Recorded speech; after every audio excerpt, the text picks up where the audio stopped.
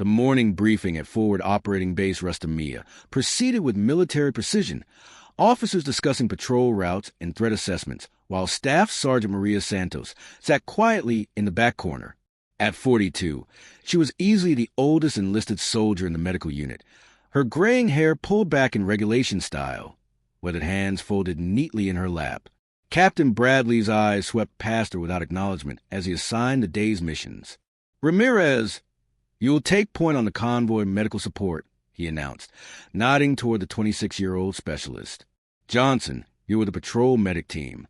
Another young face, another nod of approval. Santos had been at the base for 3 months, consistently passed over for field assignments despite her flawless performance in every training exercise. The assumption was always the same: too old, too slow, better suited for base medical duties where the real pressure wouldn't test her limitations. She'd grown accustomed to the whispered conversations that stopped when she approached, the way discussions about complex trauma procedures continued around her as if her 2 decades of experience were invisible. Grandma Santos, she'd overheard Specialist Morrison call her last week, followed by muffled laughter from the other medics. Professional courtesy kept the dismissal polite, but the message was clear. She was a placeholder, filling a roster spot while younger soldiers handled the serious work. After the briefing, Santos methodically checked her medical supplies in the aid station, her movements precise and practiced. Every bandage perfectly placed, every medication counted and secured. She'd reorganized the entire supply system within her first week, reducing emergency response time by 30%. But the achievement went unnoticed. When Private Chin stumbled into the aid station with a training injury, Santos had the wound cleaned, sutured, and documented before he could fully explain what happened. Her assessment was thorough, her technique flawless, but Chen's eyes kept drifting toward the door, clearly hoping for one of the real medics to double-check her work. The afternoon brought more of the same systematic oversight. During the tactical medical exercise, Santos executed a perfect field amputation simulation, her hands steady and sure as she demonstrated technique that would save limbs in actual combat. The younger medics watched with professional interest, but Captain Bradley was already moving on to the next station, assuming the demonstration was routine rather than exceptional.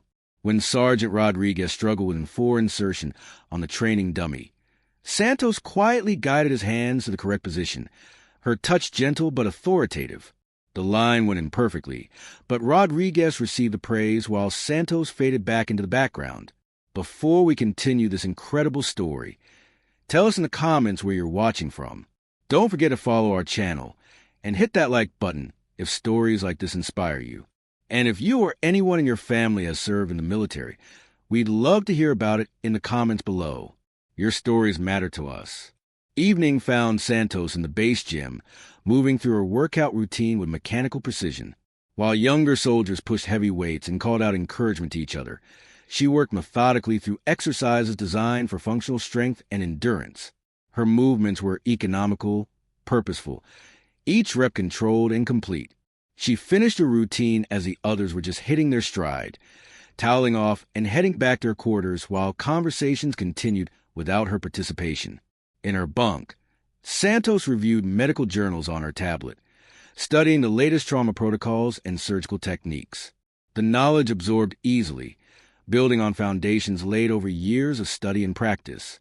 She cross-referenced case studies with her own experience, mentally cataloging approaches that could save lives in the harsh realities of combat medicine. Her notebook filled with precise annotations, strategies for scenarios that younger medics hadn't yet encountered. But in the morning, she knew the assignments would go to others while she remained on base duty, her expertise filing away and used like her carefully organized medical supplies. The assumption was always the same. Experience meant caution, age meant limitation, and gray hair meant obsolescence. They saw a grandmother playing soldier, not a combat medic with capabilities that surpassed anyone in the unit. But Santos had learned patience in her years of service, understanding that recognition came through demonstration rather than declaration. Tomorrow would bring another day of being overlooked, another opportunity to prove her worth through quiet competence. She closed her journal and prepared for sleep, unaware that the next night would demand everything she had learned, everything she prepared for, and everything they refused to see. The base communications center buzzed with routine chatter at 0300 hours when the first emergency call crackled through the radio. Santos was already awake, having learned to sleep lightly in her years of service, when the urgent voice of Lieutenant Martinez cut through the static. "Base, this is Convoy Alpha 7. We have multiple casualties. Repeat, multiple casualties. IED strike on our position. We need immediate medical support." Captain Bradley burst into the aid station minutes later, still pulling on his uniform, eyes wide with the controlled panic of an officer facing his first mass casualty event.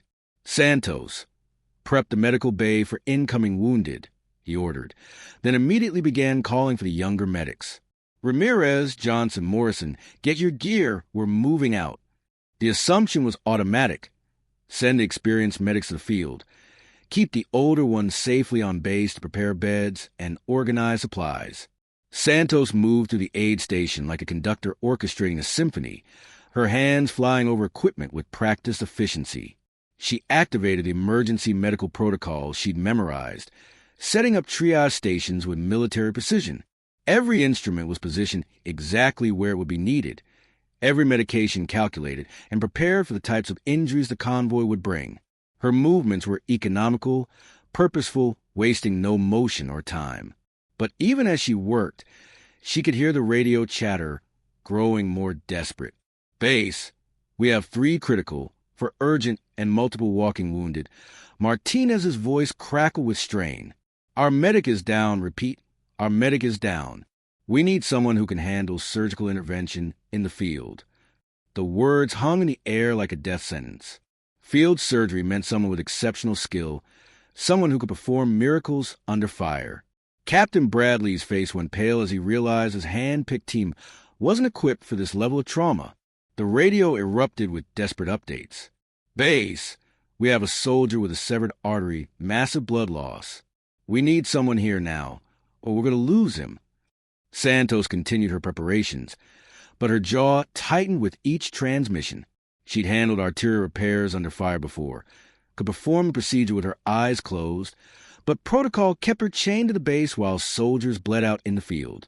"Captain," she said quietly, her voice cutting to the chaos, "I can handle field surgery."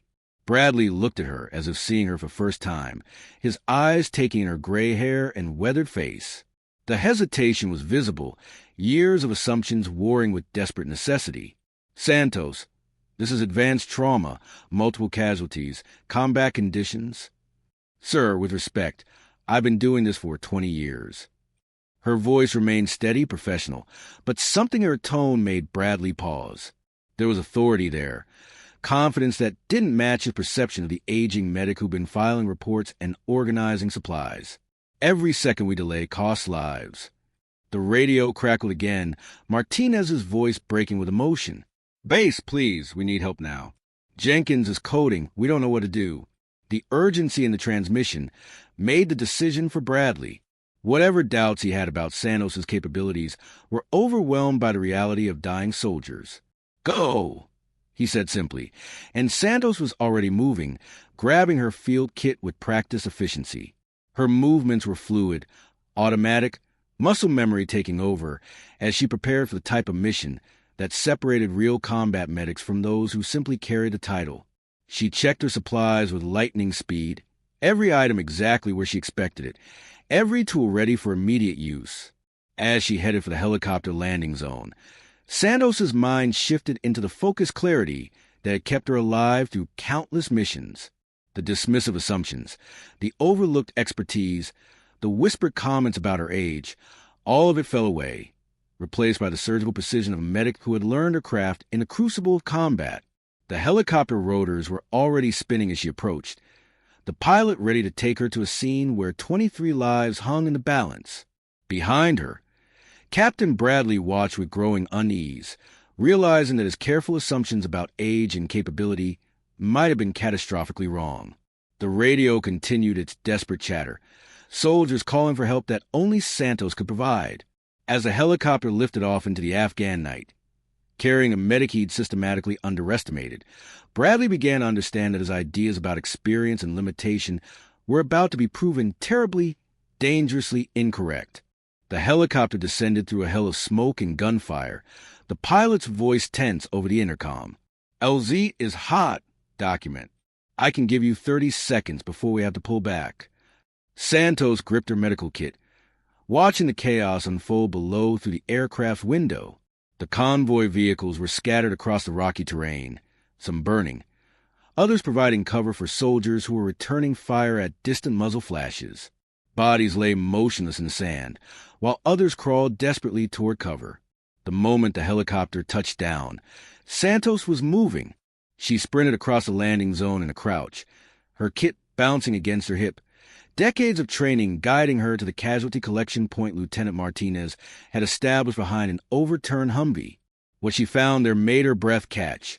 6 soldiers laid out on stretchers, their injuries ranging from severe to catastrophic, while Martinez knelt beside one of them, hands pressed against a wound that was pumping blood between his fingers.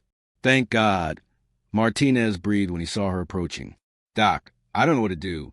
Jenkins has a severed femoral artery, Rodriguez has shrapnel in his chest, and Williams. His voice broke as he gestured toward a young soldier whose leg was mangled beyond recognition. Our medic took shrapnel to the head in the initial blast. He's breathing but unconscious. Santos's mind shifted into crystalline focus that had defined her career, instantly assessing and prioritizing. Martinez, keep pressure on Jenkins while I get a tourniquet on him. Rodriguez next. That shrapnel misses heart by inches, but if it shifts, he's gone. Williams needs immediate amputation to save his life. Her voice was calm, authoritative, cutting to the panic like a blade. This was where 20 years of experience separated her from the younger medics who'd been chosen over her. Her hands moved with surgical precision, applying a tourniquet to Jenkins's leg with the efficiency of someone who performed the procedure hundreds of times. The bleeding stopped immediately. Santos's placement perfect, her technique flawless. Martinez, starting 4, wide open. He's lost a lot of blood, but he'll make it. Without waiting for acknowledgement, she moved to Rodriguez, her assessment taking seconds. The shrapnel had penetrated the soldier's chest cavity, its position precarious, but survivable with the right intervention. Santos's hands explored the wound with gentle expertise, her touch revealing information that less experienced medics would miss. Pneumothorax, but the lung isn't collapsed yet, she murmured, more to herself than Martinez. We can stabilize him for transport. Her movements were economical, precise, as she inserted a chest tube with a confidence that spoke of extensive experience.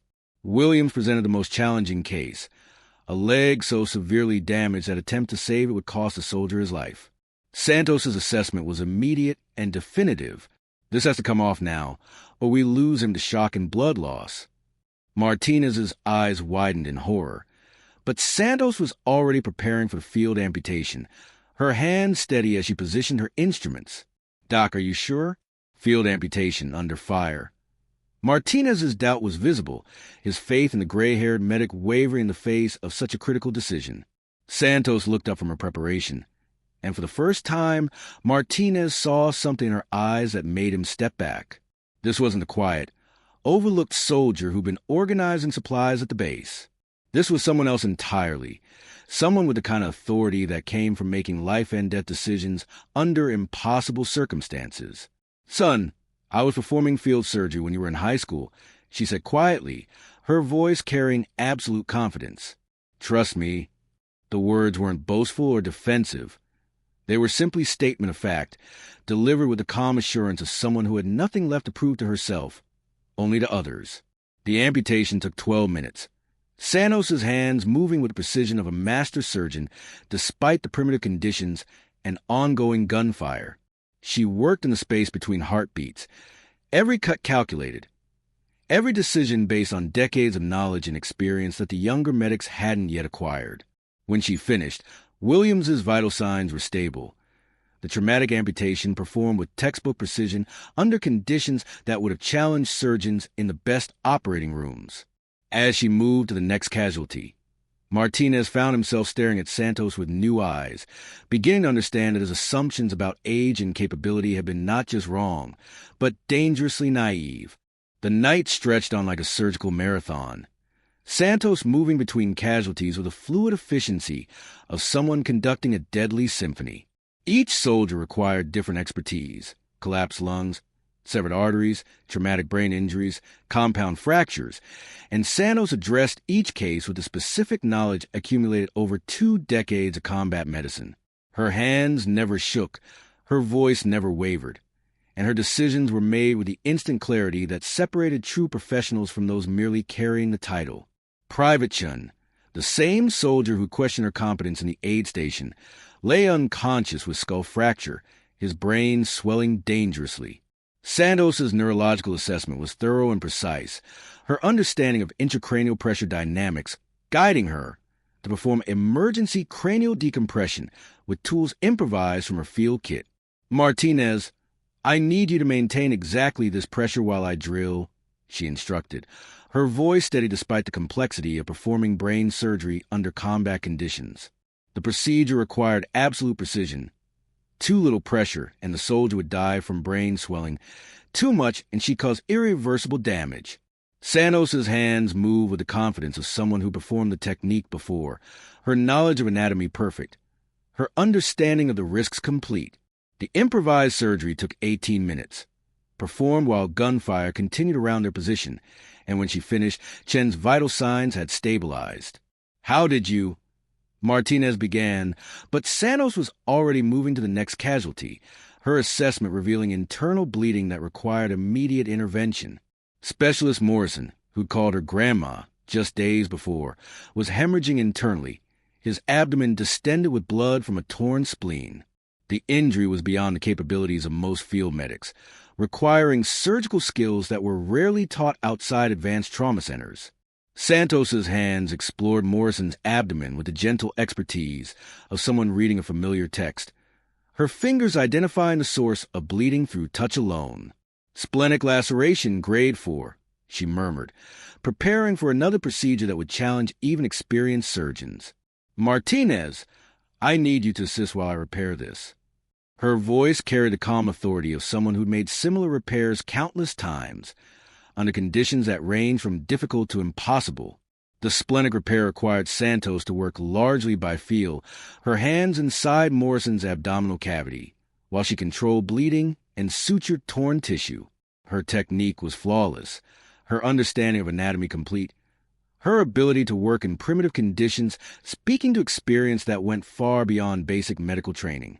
As she worked, Martinez found himself following her instructions without question, recognizing expertise that transcended his previous assumptions about the quiet medic who'd been overlooked by their unit. "Doc," Martinez said quietly as Santos completed the repair, "where did you learn to do this?" The question hung in the air, heavy with implications that neither of them had time to explore. Santos looked up from her work, her hands still steady despite having performed complex surgery for hours under fire, and for a moment Martinez saw something in her expression that made him understand he'd been fundamentally wrong about who she was.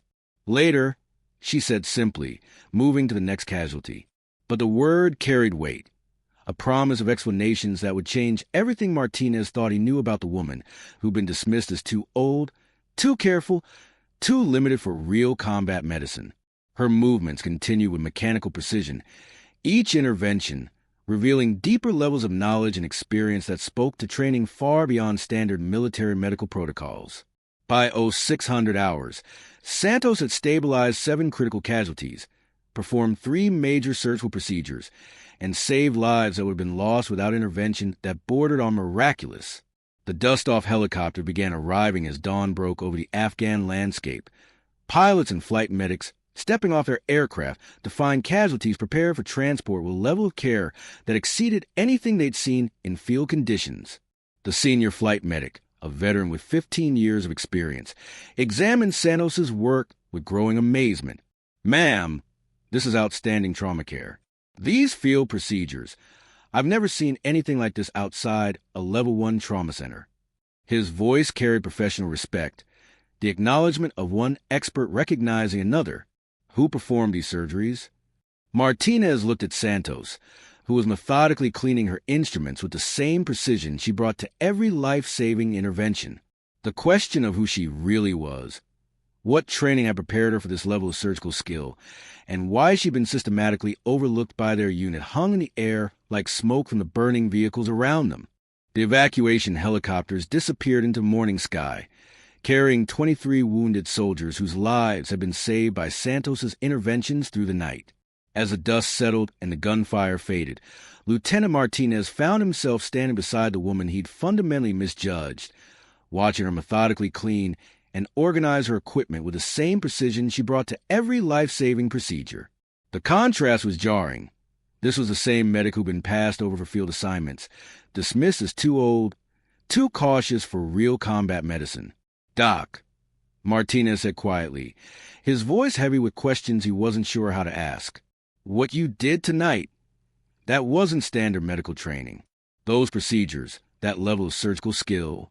He paused, struggling to reconcile the night's revelations with everything he'd assumed about the gray-haired medic who'd been organizing supplies, while younger soldiers received the critical assignments.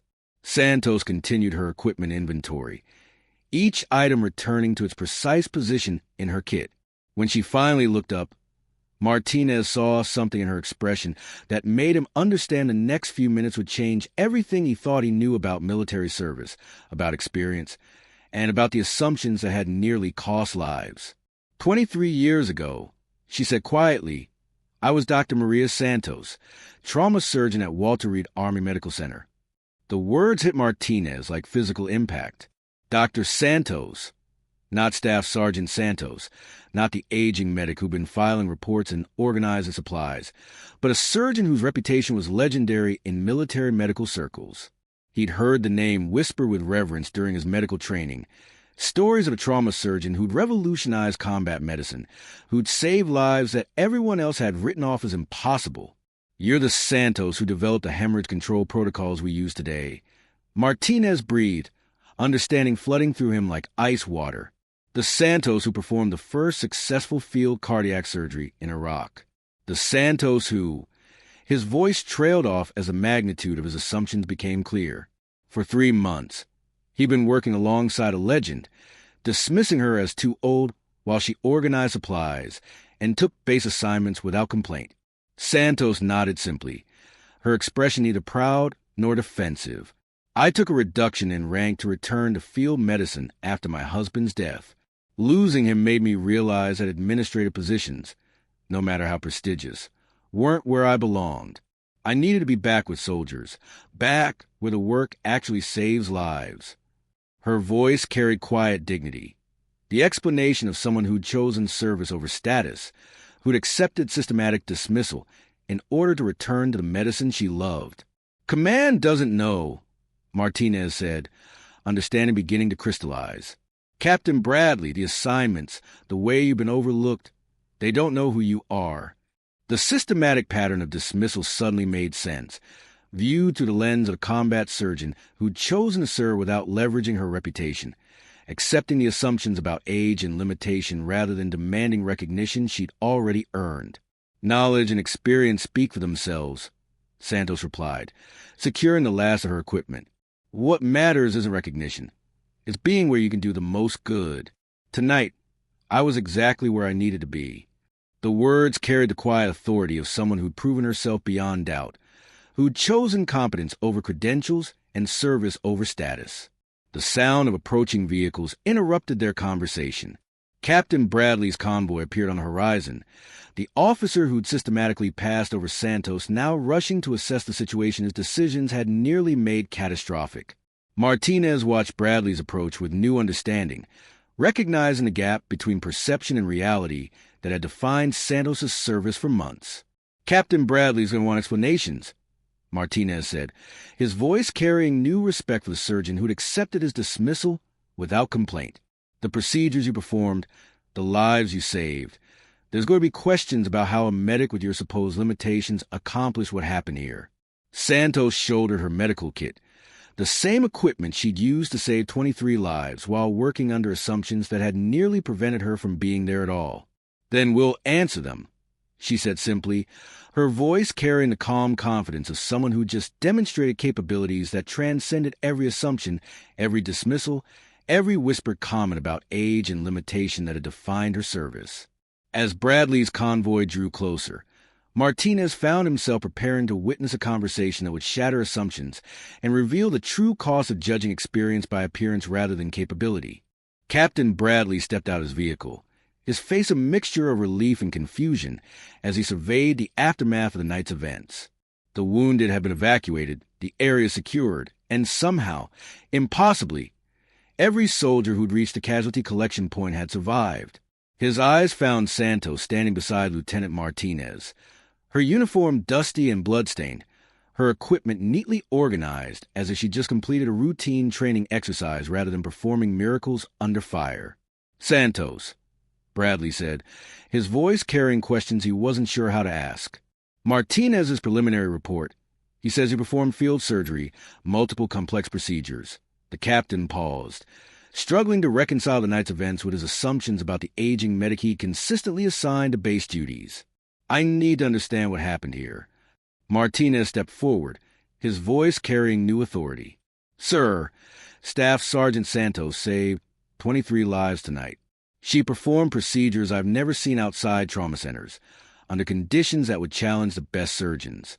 The cranial decompression on Chun, the splenic repair on Morrison, the arterial reconstructions." His voice gained strength as he spoke, professional respect overriding military hierarchy. "Sir, she's not just a medic."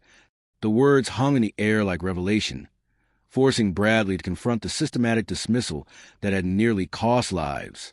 Santos remained silent, her expression neutral, allowing the conversation to unfold around her with the patience of someone who'd learned that recognition, when it came, would speak for itself. She'd accepted months of being overlooked, understanding that demonstration mattered more than declaration. "Santos," Bradley said carefully, "your service record shows standard medical training, basic field experience." He paused, something in her expression making him reconsider his assumptions. "But what Martinez is describing requires surgical training, years of specialized experience." "Sir," Santos said quietly, "I'm Dr. Maria Santos, former trauma surgeon at Walter Reed Army Medical Center. I developed several of the hemorrhage control protocols currently used by military medical units, and I chose to return to field medicine after taking a reduction in rank." Her voice carried simple dignity, the explanation of someone who'd chosen service over status, who'd accepted systematic oversight rather than demand recognition she'd already earned. The revelation hit Bradley like physical impact. Dr. Maria Santos. The name was legendary in military medical circles, associated with innovations that had saved thousands of lives, surgical techniques that had revolutionized combat medicine. For 3 months, he'd been systematically dismissing one of the most accomplished trauma surgeons in military history, assigning her to base duties, while sending inexperienced medics to handle critical situations. "You're the Santos," Bradley breathed, understanding flooding through him. The cardiac surgery in Fallujah, the hemorrhage protocols, the teaching at the War College. His voice trailed off as the magnitude of his assumptions became clear. "Dr. Santos, why didn't command know?" "Because I didn't want special treatment," Santos replied simply. "I wanted to earn my place through service, not through past accomplishments. What matters isn't recognition. It's being where you can do the most good." Her words carried quiet authority, the philosophy of someone who'd chosen competence over credentials, who'd accepted dismissal rather than leverage reputation. Bradley's face reddened as he processed the implications. Every field assignment he'd given to younger medics, every assumption about age and limitation, every whispered comment about Grandma Santos that he'd failed to correct, all of it had been based on fundamental misunderstanding of who she was and what she was capable of. "Dr. Santos, I owe you an apology. The entire unit owes you an apology." "No apology necessary, Captain," Santos said, her voice carrying the grace of someone who'd proven herself beyond doubt. "But perhaps we can use this experience to reconsider how we assess capability. Experience and age aren't limitations, they're assets, if we're wise enough to recognize them." The conversation concluded with Bradley's promise to ensure Santos received assignments worthy of her skills. But both officers understood the deeper lesson. The night's events had revealed the cost of assumptions, the danger of dismissing experience based on appearance, and the value of recognizing expertise wherever it resided. Santos had saved 23 lives not despite being overlooked, but because her true capabilities had finally been revealed when they mattered most. As the convoy prepared to return to base, Martinez walked beside Santos, his respect evident in every gesture. "Doc, what you did tonight, it's going to change everything." Santos smiled quietly, her equipment secured, her mission complete. "Good," she said simply. "That's exactly what it should do."